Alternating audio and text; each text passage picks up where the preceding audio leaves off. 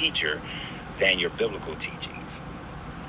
When we look at some of the teachings in the Kemetic with the 42 Confessions of Ma'at, the 42 Confessions of Ma'at are actually a better formation of civilization, better rules for civilization to live by, than for men to live by, than the teachings of the Bible, because it doesn't have all the genocide and things of that nature. It doesn't have the teachings that if a young lady is essayed and she's not betrothed, that pay 50 pieces of silver and she has to marry her essayist.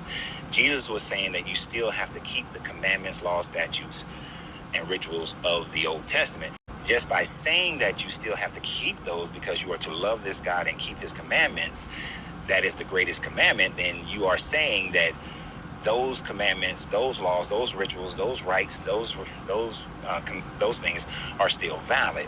Whereas you have Lao Tzu and the Buddha and the Ma'at teaching completely different, and things that are more moral and things that are closer to our morality today than things were the morality of the people back then. So as far as Jesus being a better teacher, that would just simply be your perspective, because the only thing that you're going to say is that Jesus taught. All right, so he said that the Bible teaches that a woman has to marry her rapist. Let's see what the Bible says. Deuteronomy 22:13-29. The entire passage is devoted to offenses involving women. Verses 13-22 deal with crimes involving a married woman. A bride is accused of premarital promiscuity, but is innocent. Result, the bride and her family receive damages. Verses 13-19. A bride is accused of premarital promiscuity and is guilty. Result, she is executed. Verse 20-21. A man and a married woman commit adultery. Result, both are executed. Verse 22. Then verses 23-29 deal with crimes involving an unmarried woman. A man and a betrothed woman commit consensual fornication. Result, both are executed. A man is guilty of rape. Let's see what it says, people. A man is guilty of rape. Result, he is executed. This whole talk about the Bible condoning rape and you having to marry your rapist, no. What the Bible is saying, when the Bible talks about seizing a woman, it's not talking about in the manner of, taking her against her will, but it says in a way of seizing her as in a seductive way. The verse plain as day says that if you essay a woman, you were to be put to death. You were to die. That's what the Bible says. And it says this, people, the fact that Deuteronomy 22:28-29 deals with consensual sex, not rape, is proved 4 ways.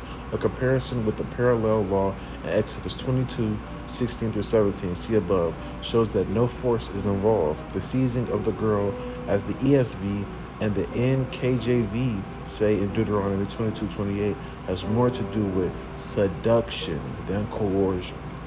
The verses immediately preceding Deuteronomy 22:28-29 have already dealt with rape.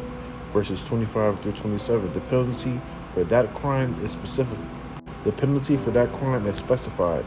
The rapist is executed, as I stated. There's no reason to deal with rape again in verses 28-29. Further, the penalties are different. In the one, the man dies. In the other, the man lives. Obviously, different crimes. What is dude talking about? He's trying to misrepresent the God of the Bible and the Bible itself to deceive people. That is because of the spirit that is on this man's back. All right, so Coach Rand said that Jesus taught that we have to keep all the Old Testament laws. That is a lie. According to Seventh-day Adventist teaching, the law done away with at the cross refers to the ceremonial law of Moses, including the sacrificial system, specific rituals, which pointed to Christ's sacrifice and were no longer needed once he had come. However, the moral law, including the 10 Commandments, is still considered binding and remains in effect for Christians. So the ceremonial laws and rituals were done away with.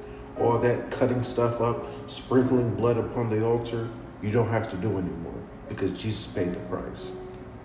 But the 10 Commandments, which has been around before the heavens were created, before the earth were created, That will stand the test of time and will be here forever and ever. It continues to say, people, the ceremonial law abolished. The sacrificial practices, food restrictions, and other ceremonial aspects of the Old Testament law were seen as fulfilled and rendered obsolete by Christ's death on the cross. And don't get me wrong, there are certain food that is still restricted. You should not eat it. Pig, food that don't have scales, because all that food contains bacteria, which if it gets in your body, is gonna kill you one day. So obviously, food restrictions, still around. But the sacrificial practices, the ceremonial aspects, and all the other stuff, done away with.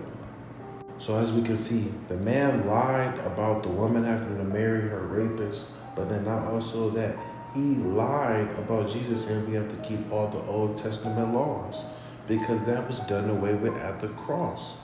You see, you got people like this talking to thousands of people and he don't know nothing. And people just take his information as face value, like this man is credible. No, he's a 32nd degree Freemason caught lying. He's capping. By the way, he brought up how the 42 laws of Mayat or the confessions of Mayat is better than the commandments of God. First of all, I look at the 42 laws of Mayat and most of those are just repetitive statements. Like in the 10 commandments, it says thou shalt not steal. It doesn't say thou shalt not steal more than one time. In the confessions of Mayat or the laws of Mayat, they have repeated statements of the same thing that was already said. So it's kind of like, it's just repetitive statements of what already was said before. So some of those are just pointless because you're just repeating the same thing. If you said thou shalt not steal, that implies in general, like to any situation, whether you're hungry, whether, your kid's hungry, like I don't care what predicament situation you want to put it in. Thou shalt not steal means thou shalt not steal. If it's yours, it's yours. If it's not, that's not. So therefore don't steal. And the 42 laws of Mayat is just too many repetitive laws that have already been said. And if we're being totally honest, Coach Rance, your opinion about the Bible is simply that, an opinion. No one is taking this as fact. And if anyone is taking it as fact, it's because they're ignorant on the subject. Most of the people who watch your videos really haven't even done true studying of their own. They're really just watching your videos blindly, and they expect to receive truth and knowledge from you, but really they're receiving a load of nonsense, if you ask me. But hey, maybe that's just my opinion, right? As far as Jesus being a better teacher, that would just simply be your perspective, because the only thing that you're going to say is that Jesus taught love, Jesus taught love, Jesus taught love. The Buddha taught love. Lao Tzu taught love. Mayat teaches love.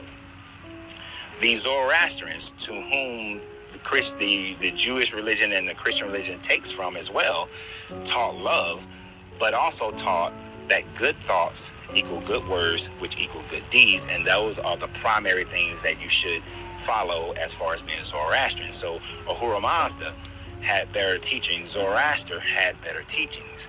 So to say that Jesus is the best teacher is based on the facts of what they taught would not be true concerning when you consider how we find morality today, what we think is more moral today. So I know you're trying, but you cannot put Jesus on this pedestal and that he stands alone and above. Let's see what Jesus taught people. Whosoever therefore shall confess me before men, him will I confess also before my Father which is in heaven. But whosoever shall deny me before men, him will I also deny before my Father which is in heaven. Think not that I am come to send peace on earth. So the people he's talking about who preaching all this peace and stuff, what did Jesus just say? Think that I am not come to send peace on earth. So what is he coming to send? I came not to send peace, but a sword. What does a sword do, people? It divides. He's coming to cause division. And he did cause division amongst the Jews. For I am come to set a man at variance against his father, and the daughter against her mother, and the daughter-in-law against her mother-in-law. And a man's foes should be they of his own household. He that loveth father or mother more than me